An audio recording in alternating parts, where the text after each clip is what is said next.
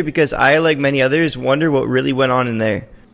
I added a light so it'd be super clear, and then I also filled it up more, and I added a Tide Pod.